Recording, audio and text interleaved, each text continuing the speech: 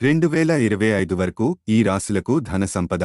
2024 సంవత్సరంలో రాహువు మీనరాశిలో సంచారం చేయనున్నాడు.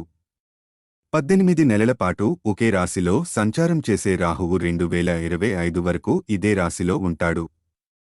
దీనివల్ల కొన్ని రాశుల వారికి మంచి ప్రయోజనాలు కలగనున్నాయి. వ్యాపారస్తులకు ఆర్థిక సమస్యల నుంచి విముక్తి లభిస్తుంది. కొత్త సంవత్సరంలో ఏ రాశులవారికి ప్రయోజనం కలగనుందో తెలుసుకుందాం. మేషరాశి. రాహువు సంచరించే సమయంలో ఈ రాశివారికి వృద్ధి చెందడానికి అనేక అవకాశాలు వస్తాయి. ఆరోగ్యం బాగుపడుతుంది. ఇంట్లో ఆధ్యాత్మిక కార్యక్రమం జరుగుతుంది. కుటుంబంతో కలిసి తీర్థయాత్రలకు వెళతారు. సింహరాశి. కుటుంబ అవసరాలను తీరుస్తారు. వైవాహిక జీవితంలో సమస్యలు తొలగిపోతాయి. భాగస్వామితో కలిసి ఆస్తిని కొనుగోలు చేస్తారు.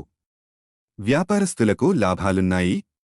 తల్లిదండ్రుల ఆశీస్సులతో కొత్త వ్యాపారాన్ని ప్రారంభిస్తారు. కన్యరాశి. సంపద పెరుగుతుంది. కమ్యూనికేషన్ నైపుణ్యాలు పెంచుకుంటారు. ప్రతి సమస్యను పరిష్కరించే ప్రయత్నం చేస్తారు. వ్యాపారస్తులకు లాభాలున్నాయి. వ్యాపార విస్తరణకు ప్రణాళికలు రచిస్తారు. కొత్త వ్యాపారాన్ని ప్రారంభించి లాభాలు అందుకుంటారు. తులారాశి. వ్యాపారులకు లాభాలున్నాయి. కుటుంబ సభ్యులతో సంబంధాలు బాగుంటాయి. అలాగే జీవిత భాగస్వామితో కూడా. పిల్లల పురోగతి బాగుంటుంది. భూమిని కొనుగోలు చేస్తారు. ఆరోగ్యం మెరుగుపడుతుంది.